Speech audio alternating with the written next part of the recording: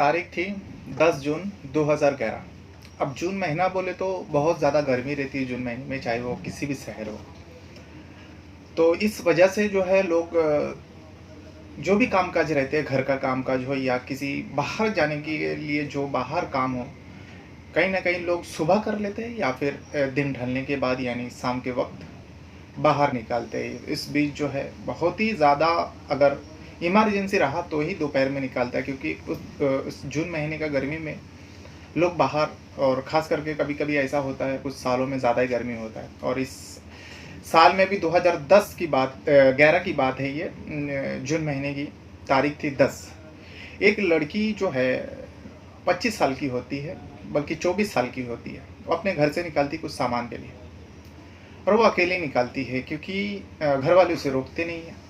और इसकी वजह थी, वो लड़की जो है इंजीनियर के स्टूडेंट थी और वो कॉलेज करती थी, इसीलिए अक्सर वो कॉलेज भी अकेले जाया करती है। कुछ ज़रूरत पड़ती तो मार्केट में भी अकेली जाती है। और उस दिन भी 10 जून 2011 में भी दिन ढलने के बाद वो अपने घर से निकलती है कुछ सामान के लिए। उसके बाद वो लड़की काफ़ी समय हो जाता, घर वापस नहीं आते। तो घर वाले सोच रहे आखिर गई तो कहाँ गई, इतना टाइम क्यों लग रहे। तो घर वाले अब चिंता करने लगते हैं। फिर जहाँ जा सकती है वहाँ जाती है, घर वाले वहाँ जाते हैं जाके, क्योंकि उस टाइम मोबाइल का दौर इतना नहीं था। तो किसी के पास किसी किसी के पास था, किसी किसी के पास नहीं था, या फिर हो सकता है एक परिवार में चाहे कितने भी लोग हो, एक या दो मोबाइल हुआ करता है। लेकिन आज का दौर ऐसा है, हर इंसान के पास, चाहे छोटे हो बड़े हो, हर किसी के पास कुछ हो ना हो मोबाइल ज़रूर रहती है और मोबाइल साथ में लेके निकालती है। लेकिन उस टाइम ऐसा नहीं था। इस वजह से शिखा को, जो लड़की होती है, उस लड़की के नाम शिखा होती है, और उस लड़की को अब ढूंढने के लिए आसपास देखते हैं जो इस जगह में जा सकती है। लेकिन उस लड़की का कुछ पता नहीं। जब काफ़ी देर हो जाता है तो घर वाले सोचते चलो एक लड़का है उसके घर में जाते हैं, क्योंकि लड़की के परिवार को ऐसा लगने लगता है जो लड़की एक लड़का से प्यार करती थी, जो हो सकता है ऐसा ना हो हम लोग के मुंह पे काली पोतती हो और उस लड़के के साथ भाग गई हो। बस लड़की के घर वाले के मन में यही सवाल आ रहे थे, तो इसलिए दो चार लोग जो घर के लोग हैं चुपचाप उस लड़के, क्योंकि किसी को कुछ बता नहीं रहा था बदनामी के डर से, तो दो चार लोग उस लड़के के घर पे जाता है, क्योंकि पास में ही रहने वाला होता है, यानी गांव के अंदर ही होता है। तो जाके देखता है, उस लड़के के बारे में पता करता है, लड़का भी घर से गायब है और उसी टाइम से गायब है। अब लड़की के परिवार वाले लगने लगता है हो सकता है दोनों साथ में भाग गया। जैसे दोनों साथ में भागने की उन लोगों के दिल में आता है, मन में आता है, तो तुरंत जो है लड़की के पिता जो है खास करके वो सीधा पुलिस स्टेशन जाती है। और पुलिस स्टेशन जाने के बाद लड़की की गुमशुदगी का रिपोर्ट दर्ज कराती है। और पुलिस वाले पूछते हैं जो किसी के ऊपर शक है, तो कुछ बताता नहीं, जो नहीं ऐसा नहीं, शक तो कुछ नहीं है, लेकिन लड़की पता नहीं कहाँ गई, आप लोग ढूंढो। लड़की जो पुलिस वाले हैं उस लड़की की तस्वीर वगैरह लेते हैं, फ़ोटो वगैरह लेते हैं, और उसके बाद छानबीन करते हैं। लड़की के घर वाले घर आते हैं। अब ये 10 जून 2011 की बात थी, लेकिन 11 जून 2011 यानी दूसरे ही दिन 10 तारीख को रिपोर्ट दर्ज होती, लड़की 10 तारीख शाम के वक्त गायब होती है। और 11 जून 2011 को पुलिस वाले के पास एक खबरें आती हैं वहीं से जहाँ पे ये शिकायत दर्ज हुई थी, और जिस इलाके में, उस इलाका में थोड़ी सी दूर में एक जंगल पड़ती है। उस जंगल में एक लड़की की बॉडी मिलती है, बॉडी दिखाई देते, लोग पुलिस वाले को खबर करते हैं, पुलिस वाले पहुँचता है। और पहले से एक लड़की की गुमशुदगी का रिपोर्ट थी।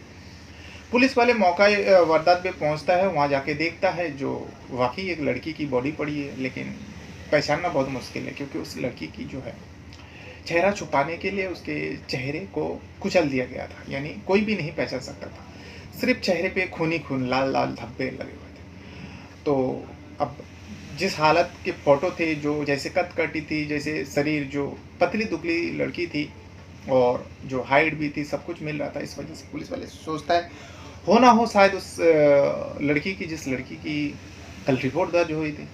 इस वजह से पुलिस वाले उस लड़की के परिवार को खबर देते हैं। खबर देने के बाद अब लड़की के परिवार जाते हैं। जाने के बाद जैसे ही देखते हैं, भली चेहरा नहीं पहचाना, लेकिन लड़की की जो पहने हुए कपड़े और लड़की की जो सारी चीज़ देखती है, तो देखने के बाद चीखें निकल जाती है परिवारियों की, और इतने में समझने में पुलिस को भी देर नहीं लगती। जो इस ये वही लड़की की बॉडी है, इस परिवार की लड़की जिसके गुमशुदगी का रिपोर्ट दर्ज हुई थी और जिसके तस्वीर हमारे पास है। तो इतने में उस लड़की की बॉडी को पुलिस वाले कब्जे में लेती है, पोस्टमार्टम के लिए भेज देती है। भेजने के बाद पोस्टमार्टम रिपोर्ट आती है, उसके बाद वो जो लड़की की बॉडी होती है सबको घर वाले के हवाले, लड़की के घर वाले के हवाले कर देते हैं। करने के बाद उसका अंतिम संस्कार हो जाता है। अब सबसे बड़ी जो क्वेश्चन था पुलिस वाले के लिए, इस लड़की को मारा किसने और क्यों मारा, बस यही पूछना था। अब पूछे तो किससे? लड़की के परिवार से ही पूछता है। लड़की के परिवार से जब पूछा जाता है, लड़की के पिता का नाम होता है राम प्रकाश दुबे।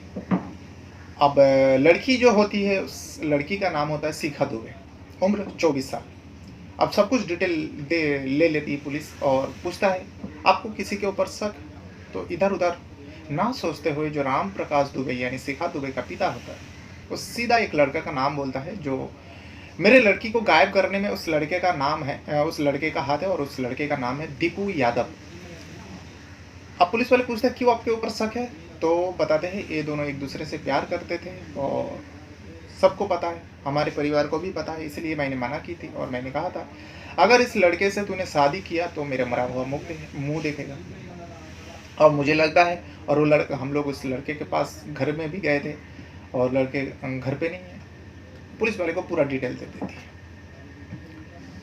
अब डिटेल देने के बाद इस अच्छा, आप लोगों को मैं ये बता दूं, ये कहानी जो है, ये जो घटना घटी थी उत्तर प्रदेश का गोरखपुर जिला से आया हुआ था। ये कहानी उत्तर प्रदेश गोरखपुर में हुआ था और जिस वक्त हुआ था उस वक्त इस मामले को लेकर बहुत ही ज़्यादा जो है उस गोरखपुर में हंगामा हुआ था, क्योंकि एक जवान लड़की जो इंजीनियर की स्टूडेंट थी और उसको इतना दर्दनाक मौत दी गई और काफ़ी समय भी बीत रहा था इस मामले को लेकर। पुलिस वाले को हाथ कुछ नहीं लग रहा था, इतना पता था एक लड़का है इस मामले के पीछे, लेकिन लड़का को पकड़ नहीं पा रहा था, इसलिए लोगों के अंदर भी कहीं ना कहीं गुस्सा था। तो इसको लेकर जो है पुलिस की जो बड़ी अधिकारी है उन लोग भी ऑर्डर देते हैं, हुक्म देते हैं जो जल्द से जल्द इस मामले का खुलासा करो और उस लड़के को पता करो लड़का कहाँ है। तो बहरहाल अब लड़के को पता करता है, लेकिन लड़का का कुछ पता नहीं चलता। जो दीपू यादव को पुलिस वाले इधर उधर बहुत ढूंढते हैं, लेकिन दीपू यादव का कुछ पता नहीं। फिर उसके बाद अब पुलिस वाले सोचता है, एक पुराना तरीका सोचता है, क्योंकि दीपू यादव भी कहीं ना कहीं कॉलेज का स्टूडेंट था और जो शिखा दुबे वो भी कॉलेज का स्टूडेंट थी। तो इस वजह से उसका जो फ्रेंड ग्रुप है बहुत ही लंबी होती है, चाहे लड़की हो लड़का हो। तो पुलिस वाले कम से कम 50 फ्रेंड लोगों से बात की जो खास करके दीपू को जानता था। ऐसा कुछ पता नहीं चला, लेकिन पुलिस वाले जो है बहुत ही ईमानदारी से के साथ इस काम को कर रहा था। तो इस वजह से एक दोस्त ऐसा हाथ लगता है जो दीपू के बहुत करीबी है। अब जब उससे पूछताछ की तो वो बताया, हो सकता है जो दीपू यादव है जो मेरे दोस्त है, हो सकता है वो एक यूपी का एक जगह है, शहर है सोनभद्र, वो सोनभद्र जा सकता है, क्योंकि अक्सर उसका मुझ से सोनभद्र का नाम सुना और अक्सर वो जाया करता था। अब पता नहीं क्यों जाता था और ये भी नहीं पता जो पक्का वहीं पे हो सकता है, लेकिन मुझे ऐसा लगता है वो सोनभद्र जा सकता है। अब पुलिस वाले को एक लीड मिली। अब लीड मिलने के बाद जो है पुलिस वाले अब सोनभद्र में जाके पता करता है, लेकिन ऐसा नहीं जाके पता करता है जो पुलिस की ड्रेस में यूनिफॉर्म में जाते हैं, ऐसा कुछ नहीं। पुलिस वाले सादी ड्रेस में जाती है आम में इंसान के जैसा और कुछ तस्वीरें लेते हैं, चाहे वो जो अपना दीपू है, दीपू यादव या फिर शिखा दुबे की, दोनों की तस्वीर पुलिस वाले के पास थे। ढूंढते हैं, उस इलाके में जाते हैं, काफ़ी दिनों तक ढूंढते हैं, लेकिन आखिरकार वो पता चल जाता है। एक दरवाज़ा पर पहुंचता है पुलिस वाले और ये जो है शाम के वक्त थी, जाके दरवाज़ा खटखटाता है, कई मरतबा खटखटाता है। खटखटाने के बाद आखिरकार एक लड़की आके दरवाज़ा खोलती है। जैसे ही दरवाज़ा खोलती है पुलिस वाले का होश उड़ जाता है, क्योंकि उस लड़की को जैसे दिखती है पुलिस वाले, अब लड़की समझ नहीं पा रही थी कौन लोग है, क्या है, नहीं है। लड़की भी उन दोनों की तरफ, दो दो पुलिस वाले थे। लेकिन पुलिस वाले जो थे सादी ड्रेस में थे और उस लड़की को देखते हैं तो लड़की पुलिस वाले को होश उड़ जाता है। अब होश उड़ने की बात है जिस लड़की की, जो वो लड़की कोई और नहीं होती बल्कि शिखा दुबे होती है। इस वजह से पुलिस वाले को होश उड़ गया था और उस लड़की को लेकर पूरा शहर में एक कहीं न कहीं दहशत था, कहीं न कहीं हंगामा हो रहा था। लोगों के अंदर गुस्सा था। वो लड़की बड़ी आराम से इस घर में रह रही है। तो पुलिस को कुछ समझ में नहीं आ रहा था, जिस जिस लड़की की मौत हो गई, अंतिम संस्कार उसका परिवार खास करके उसका पिता कर दिया, वो लड़की तो यहाँ जिंदा है। अब उसके बाद जो पुलिस वाले सोचते हैं आखिर ये लड़की किसके साथ है और घर किसका है, अंदर कौन है। जैसे ही एक पुलिसकर्मी अंदर घुसते हैं तो देखते हैं अंदर कोई और नहीं बल्कि दीपू यादव है। वही दीपू यादव जिसके खिलाफ इस लड़की यानी शिखा यादव का पिता जो राम प्रकाश यादव ने केस दर्ज कराया था, जो मेरी बेटी को मारने में इस दीपू यादव का हाथ है। अब पुलिस वाले समझ नहीं पा रहा था जो ये कैसा चक्कर है। जिस लड़की को मरी हुई समझ के उसके परिवार वाले अंतिम संस्कार कर देते, वो लड़की जिंदा है। और जिस के ऊपर इस मारने का केस दर्ज है, वो लड़का तो इसी के साथ है, उसी लड़की के साथ बड़े आराम से रह रहा है। अब पुलिस वाले पूरा मामला समझने के लिए दोनों को सीधा वहाँ से लेकर अब गोरखपुर पुलिस स्टेशन में आ जाती है, जिस पुलिस स्टेशन में इस मामले को दर्ज था और जिस पुलिस स्टेशन का पुलिस उन दोनों को ढूंढने के लिए सोनभद्र गया था। अब दोनों को पकड़ के वहाँ से सीधा उस पुलिस स्टेशन में आती है। आने के बाद जब आती है तो पुलिस स्टेशन में बाकी के पुलिस वाले के भी होश उड़ जाते हैं और बाकी बड़े बड़े अधिकारी को भी इस मामले को पता चलता है, तो उन लोग का भी होश पुख्ता हो जाता है। फिर उसके बाद जो है अब लड़की और उस दीपू यादव से पूछा जाता है जो आखिर मामला क्या है। तो दोनों बताते हैं जो हम दोनों एक दूसरे से प्यार करते हैं और एक दूसरे से शादी करना चाहते थे। और मेरे घर वाले को, दोनों के घर वाले को पता था, लेकिन खास करके जो शिखा दुबे का परिवार है और पिता राम प्रकाश दुबे, उन्होंने सीधा सीधा इनकार कर दिया। अगर उस लड़के से तेरा शादी होगा तो मेरा मरा हुआ मुंह देखेगा। इतना बड़ा कसम दे दिया था और लड़की करे तो क्या करे। और लड़की के ऊपर कई सारे पाबंदी भी लगा दी गई थी, जिस वजह से वो दीपू यादव से मिल नहीं पा रहा था। लेकिन फिर भी वो लोग चोरी चुपके एक दिन जो है 18 अप्रैल 2011 को मंदिर में जाके चुपचाप शादी कर लेता है, क्योंकि ये दोनों एक दूसरे के बिना रह नहीं पा रहा था और सोच रहा था चलो शादी कर लेते मंदिर में जाके। फिर जैसे हर मामले में होता है, माँ बाप है, माता पिता है और परिजन है, कब तक नाराज रहेंगे, फिर मान जाएंगे।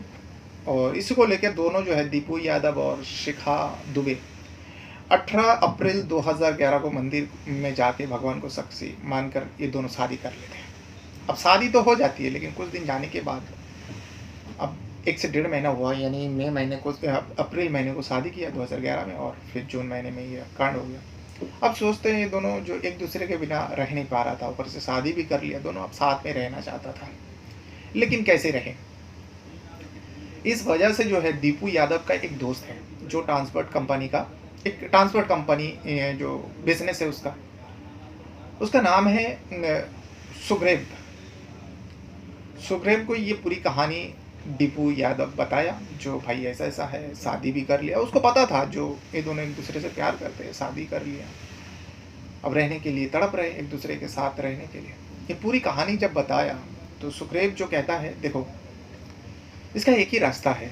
ये पूरा जो इस खौफनाक साजिश का प्लान जो है सुग्रीव ने ही बताया, यानी जो दीपू यादव का दोस्त होता है उसने ये पूरा प्लान बताया। जो एक आइडिया है, अगर तुम लोग यूज़ करोगे तो हो सकता है तुम लोग ज़िंदगी भर साथ रहो और तुम्हारे ऊपर कुछ आँच भी नहीं आएगा। वो आइडिया थी जो तुम दोनों को जो है, खास करके शिखा दुबे को इस दुनिया के लिए, उस परिवार के लिए मरना होगा। मरने के बाद इस शिखा दुबे का पहचान हमेशा हमेशा के लिए ख़त्म हो जाएगा, फिर उसके बाद तुम दोनों आराम से रहना। लेकिन कैसे? ये शिखा दुबे और दीपू यादव पूछता है तो बताते हैं, मैं एक ऐसे लड़की को एक औरत को जानता हूँ जो बिल्कुल शिखा दुबे जैसी है। उसका भी उम्र करीब 25-26 साल होगी, वो भी पतली दुबली है, लेकिन वो शादीशुदा है, उसका 3 साल की बच्ची भी। और मैं उसे अच्छे तरह से जानता हूँ। उस लड़की का नाम है पूजा। ये पूरा कहानी इसको बताते हैं, शिखा दुबे को और जो है दीपू यादव।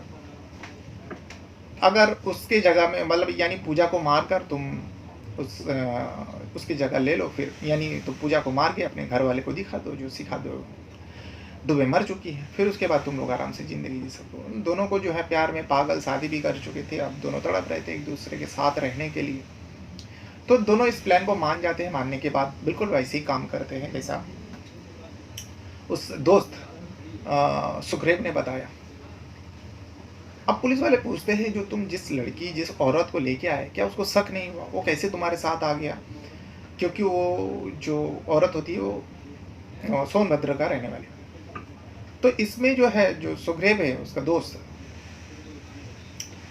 क्योंकि उस सुखरेब को भी पकड़ लिया गया था इन दोनों के कहने पर, और सुखरेब के साथ देने वाला उसी का ट्रांसपोर्ट कंपनी में काम करने वाला एक खलासी, उसको भी रामचरण नाम शायद उनका था, उस साथ देने वाला खलासी का, उसको भी पकड़ लेते हैं। और पकड़ने के बाद जब इन दोनों से पूछा गया, जो तुम दोनों जब पूजा को, जिस लड़की को मारा गया था, उस पूजा को कैसे लेके आया और कैसे तुम लोग का बात मान गया? तो इतने में वो जो सुखरेब है वो बताते हैं, जो पूजा जो है बहुत ही गरीब थी और उसको काम की तलाश थी, क्योंकि एक मर्तबा वो पूजा मेरे पास आई थी और कही थी जो मुझे कुछ काम वाम दिलवा दो, क्योंकि मैं पहचानता था, और काम के लिए बोली थी। और मैं कहा था ठीक है, अगर कोई ऐसा काम रहेगा तो मैं तुम्हें ज़रूर बताऊंगा।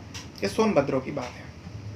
फिर जब, और मुझे पता थी ये पूजा भी कहीं ना कहीं शिखा दुबे के जैसे देखने में है, तो मेरे दिमाग में जब परेशान था तो मेरे दिमाग में प्लान आया, फिर इन दोनों को बताया। फिर उसके बाद इस काम को जब अंजाम देना था, इसीलिए हम 10 जून की तय होती है, और उससे पहले मैं अक्सर सोनभद्र आना जाना करता हूँ, क्योंकि मेरा गाड़ियाँ चलती है। और मैं जाके पूजा से मिलता हूँ और पूजा से कहता हूँ ये काम है, अगर तुम करोगे तुमको 3000 रुपये सैलरी मिलेगी, यानी मंथली तुमको 1 महीने का जो इनकम है तुम्हें 3000 होगा। और पहले जो यानी अगर माना करेगी तो बोल नहीं सकता उसके बाद। इसीलिए जो सुखरेब है उसने बताया, जो मैं पूजा को पहले ही कहा, जो तुम्हें जो पहले महीने का जो सैलरी है वो तुम्हें एडवांस के तौर पे दिया जाएगा। तो इतने में पूजा जो है मना नहीं कर पाती, और उसको ज़रूरत भी थी। पूजा जो है अपने 3 साल की बच्ची को, क्योंकि वो शादीशुदा एक 3 साल की बच्ची है, अपने परिजन को सौंप देते हैं, और उसके लिए पूजा को गोरखपुर आना था।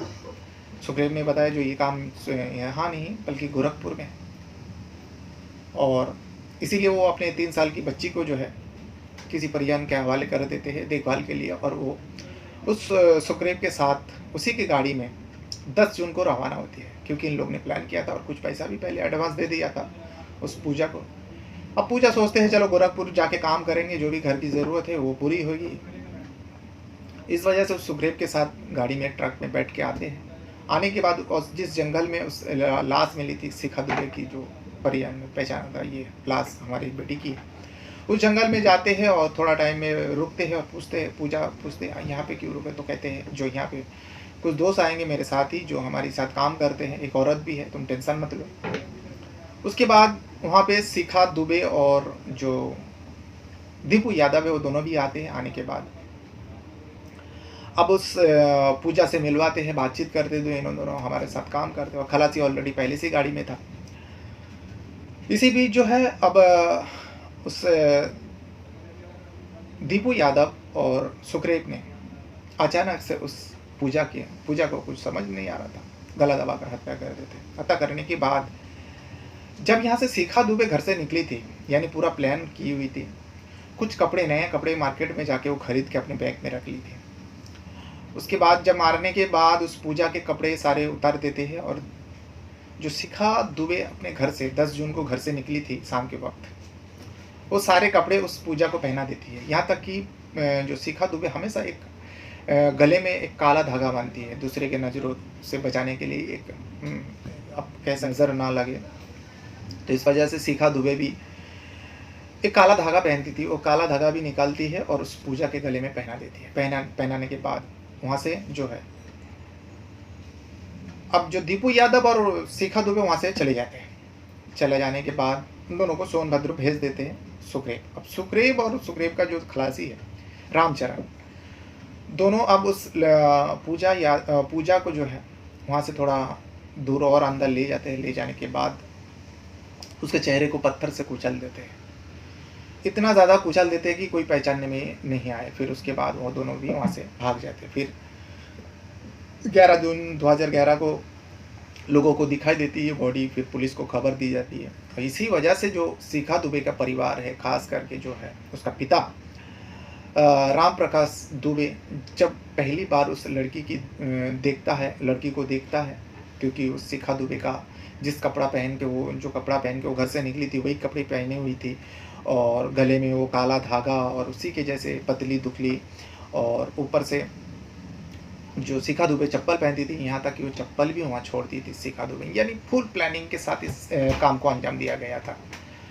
ये पूरा काम को अंजाम देने के बाद सब कुछ अलग अलग हो जाता है, लेकिन सबसे बड़ा सवाल, सबसे बड़ा जो क्वेश्चन था पुलिस वाले के लिए, जो यहाँ एक बेचारी पूजा कोई गुनाह नहीं किया, उसको मौत मिलती है और उसका 3 साल की बच्ची जो अनाथ हो जाती है, माँ के साया छीन लेती है। लेकिन यहाँ पे एक बात और है। अब जब यहाँ पे एक बात है, जब शिखा दुबे के बारे में घर वाले को बताया गया, जो शिखा दुबे जिंदा है और शिखा दुबे को पुलिस पकड़ के यहाँ लेके आया सोनभद्र से, और साथ में वो दीपू यादव भी है। तो राम प्रकाश दुबे जो शिखा दुबे का पिता है, वो जाते हैं पुलिस स्टेशन। वो कहते आपको थंबनेल में दिखा होगा, मैंने एक पिक्चर फोटोस लगाया, वो शिखा दुबे का पिता है, जो शिखा दुबे के चेहरे पे हाथ लगाते हुए दिखाई दे रही है। आप चाहे तो दोबारा इस थंबनेल को देख सकते हो। तो उसको भी बुलाया जाता है पुलिस स्टेशन, और वो भी जाते हैं। जाने के बाद एकदम बदहवास अपने लड़की की तरफ देख रहे थे, क्योंकि उसको यकीन ही नहीं हो रहा था, राम प्रकाश दुबे को यकीन ही नहीं हो रहा था, जिस लड़की के उन्होंने अंतिम संस्कार कर दिया अपने हाथों से, उस लड़की के मुंह में आग लगे, जला दिया, फिर उसके बाद वो लड़की जिंदा खड़ी है। तो सबसे पहले उन्होंने राम प्रकाश दुबे ने उस लड़की को छुआ, टच करके देखा जो वाकई ये लड़की जिंदा है। उसने टच किया पुलिस वाले के सामने, अपने लड़की के चेहरे को छुआ। छूने के बाद आंख से आंसू निकले, लेकिन उसके बाद फिर उस लड़की के करतूत के बारे में जब पता चला, उस पिता की ज़बान से जब पहली शब्द निकला, उन्होंने कहा मेरी बेटी तो उसी दिन मर चुकी थी जिस दिन वो यहाँ से गई थी, और ये लड़की जो है अब मेरी बेटी नहीं है, मेरी बेटी का मैं अंतिम संस्कार कर चुका हूँ। अब इन्होंने जो घिनौना काम किया, उसको तो जिंदा रहने का कोई हक ही नहीं। ये उस पिता राम प्रकाश दुबे का कहना है। उस लड़की शिखा दुबे के सामने बिल्कुल खड़े हो गए, पुलिस वाले के सामने उन्होंने ये शब्द कही थी। वाकई उनको बहुत ज़्यादा तकलीफ हुई थी, बहुत ज़्यादा शॉक्ड हुआ था जो जिस लड़की, क्योंकि शिखा दुबे बहुत ही मासूम और बहुत ही भोले भाली दिखती थी, क्योंकि उस राम प्रकाश दुबे को यकीन ही नहीं हो रहा था जो उसकी लड़की ऐसा भी कर सकती है। अब बहरहाल उस आपको जानकर हैरानी होगी अभी इस मामले को लेकर, जो कोर्ट में वो चारों को सज़ा मिल जाती है। जो खलासी थे रामचरण, और जो उनका दोस्त है सुग्रीव, जो दुबे का दोस्त है, यानी दीपू यादव का जो दोस्त है, और दीपू यादव और उस शिखा दुबे को जेल तो हो जाती, लेकिन कुछ समय जाने के बाद, क्योंकि सबसे बड़ा हैरानी की बात यह है, कुछ समय जाने के बाद दोनों बेल पे बाहर आ जाता है। शिखा दुबे भी बाहर आ जाती है और दीपू यादव भी बाहर आ जाता है। उसके बाद दोनों अलग हो जाते हैं, और सबसे बड़ी जो शॉक की खबर है, दोनों का शादी फिर से हो जाती है, लेकिन अलग अलग। शिखा दुबे का किसी लड़के से शादी करवा दी जाती है, और वहीं जो है दीपू यादव भी किसी दूसरे लड़की से शादी करके आराम से ज़िंदगी जी रही है।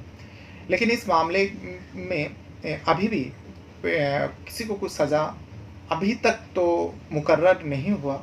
कोर्ट से ऐसा कोई सज़ा मुकर्रर नहीं किया जो उन दोनों को इतना सज़ा दे जाए। बस पुलिस वाले के कार्रवाई के ऊपर उन दोनों को जेल हुई थी, फिर उसके बाद उन लोग बेल से बाहर आ जाती है। अब बाहर आने के बाद बड़ी आज़ादी के साथ वो लोग ज़िंदगी जी रहे, अलग अलग, दोनों शादी भी हो जाती है।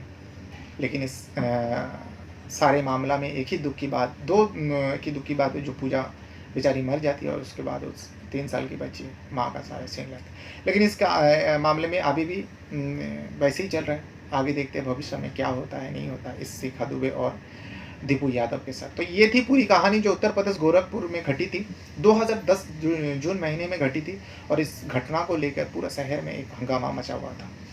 तो अपने साथ साथ अपना परिवार का भी बहुत ज़्यादा ख्याल रखिएगा, और इस वीडियो को देखने के लिए आपका बहुत बहुत धन्यवाद करता हूँ। Thank you very much.